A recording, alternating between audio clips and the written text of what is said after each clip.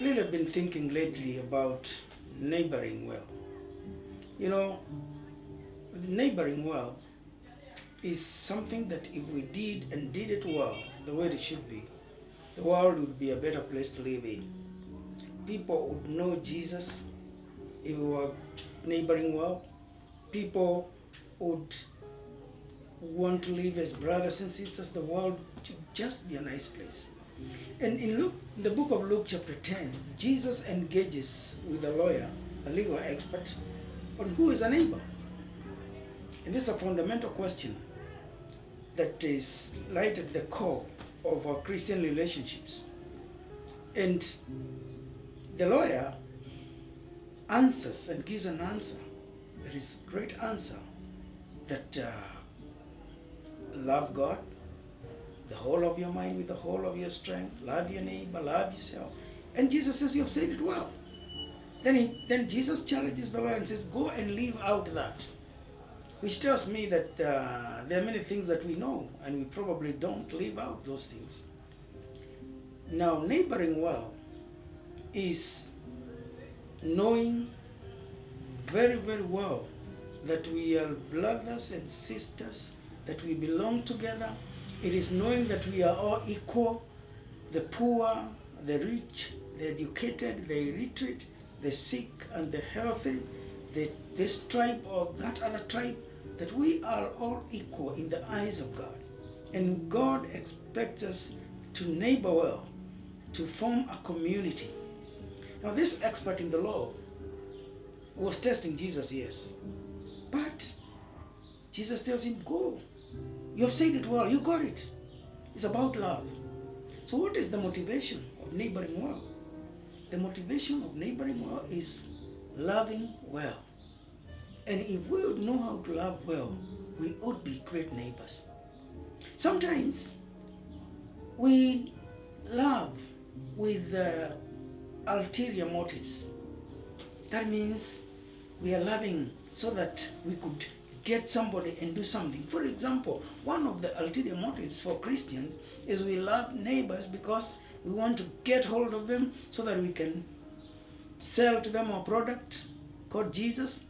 And when they don't accept our product called Jesus or the gospel, we don't want to love them again. That is not loving well. Loving well is loving ultimately. Loving to the very end.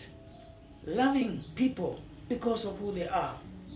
Not evangelism being our strategy, but loving well is the strategy for neighboring well. You see, we as Christians are called to love God, to love our neighbor, to love ourselves. We are called to obey this great commandment without any conditions. God loved us unconditionally. That's why Jesus challenges his disciples and tells them, I have loved you, so now you love. Love like I've loved you. And people are going to know that you're my disciples. So it would be a great world, a great community, if love was our motivation. And we love as Christians, not so that people may accept our gospel, but we love people because God loved us. We love people whether they'll accept our gospel or not. We don't love them so that we win them and lead them to Christ. We just love them because we are called to love. And neighboring well is having the motivation of love, which, when we do it well, we're going to create a world like the one that John talks about in John 10:10, where Christ came to give us life and life in abundance. This world is dying of love. People are hungry of love. And if we could just learn to love one another and just love one another as Christ loved us and love well with ultimate goal, we would make a great community. I'm thinking about young people. I'm thinking about the youth who may not necessarily believe what we believe. They may not even like what we stand for. But if we love them well, eventually they're going to want to hear our story. And our love for them in our relationship will already be the powerful story of our lives when they see how much we love them. They go out there and they just want to do whatever they want to do and come back, and we look at them and we wonder whether do we really have anything to do with these young people, because probably they are going to belong to another culture where they dress differently from the way we'd like them to dress, where they make their hair the way they want, they shave the way they want to do. What are we going to do to them? Are we going to kick them out of the church?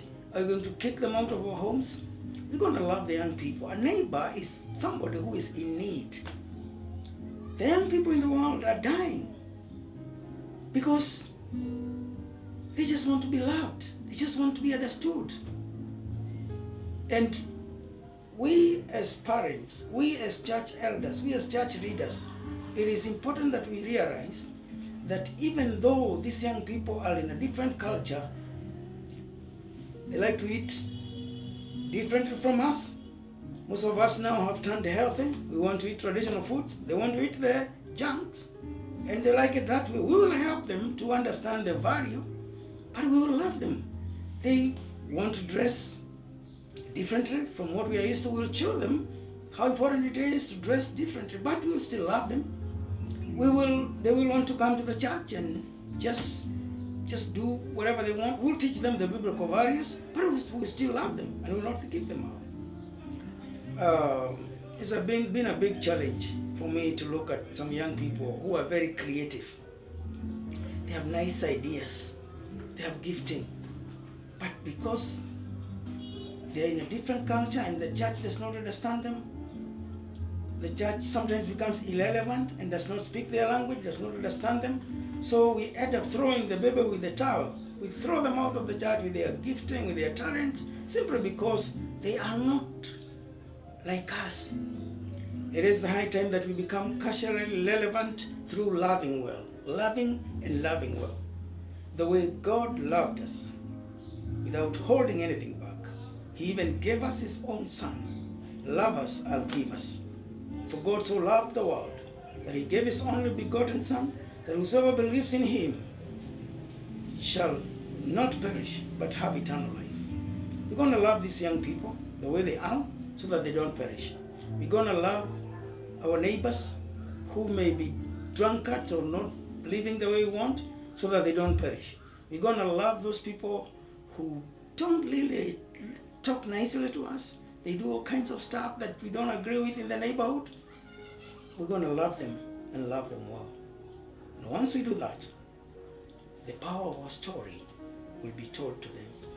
We are here today to be grateful for this partnership with Goa, and our main aim and plan, and hopefully, goal is to help children and high school children for that matter. So we want to hopefully create a magazine that will be a blessing to the kids and their parents and their schools and the administration and Ministry of Education.